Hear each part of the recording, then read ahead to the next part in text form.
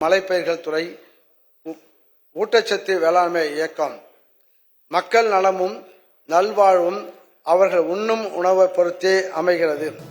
உடல் நலம் பேண ஊட்டச்சத்து மிக்க உணவினை உரிய அளவில் உட்கொள்வது இன்றியமையாதது ஆகும். ஊட்டச்சத்துக்களை அளிப்பதில் காய்கறிகள், பழங்கள், பயறு வகைகள், சிறுதானியங்கள் பெரும் பங்காற்றுகின்றன. ஊட்டச்சத்து வழங்கும் இந்த விளைபொருட்களின் உற்பத்தியை அதிகரித்து ஊட்டச்சத்து பாதுகாப்பினை உறுதி செய்வதுடன் உழவர்களின் வருமானத்தை உயர்த்தும் வகையில் ஊட்டச்சத்து வேளாண்மை இயக்கம் என்னும் புதிய திட்டம் தமிழ்நாட்டில் 2025-26 ஆண்டில் ரூபாய் 125 கோடி ஒன்றிய மாநில அரசு நிதி ஒதுக்கீட்டில் செயல்படுத்தப்படும். காய்கறிகள் விதை தொகுப்பு. காய்கறிகள் பழங்களின் தினசரி தேவை சராசரியாக ஒரு நபருக்கு 400 கிராம் ஆகும். ஊட்டச்சத்து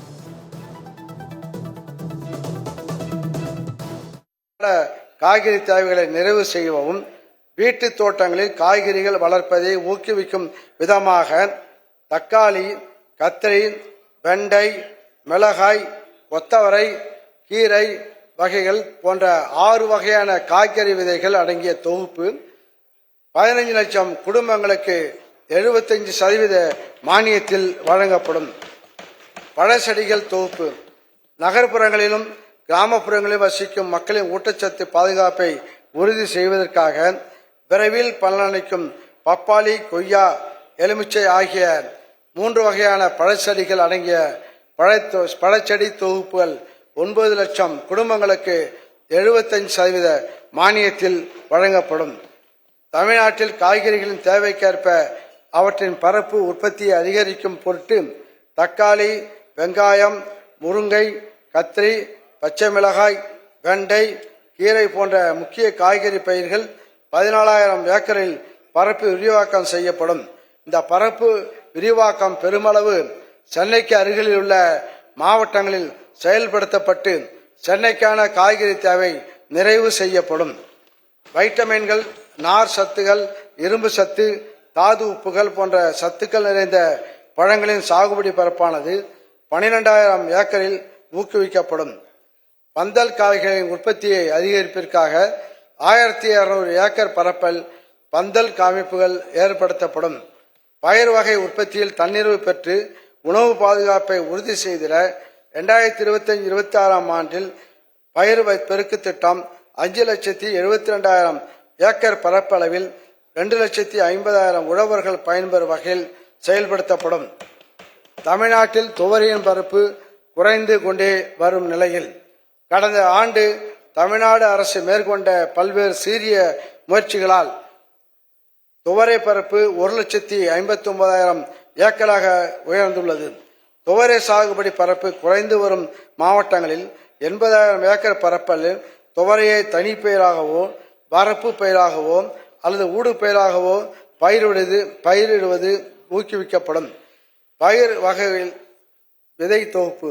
புரதச்சத்து நிறைந்த மரத்துவரை, காராமணி உள்ளிட்ட பயிர் வகைகளை இல்லந்தோறும் வளர்க்கும் பொருட்டு பயிர் வகை விதைகள் அடங்கிய தொகுப்பு 1 லட்சம் இல்லங்களுக்கு 75% மானியத்தில் வழங்கப்படும்.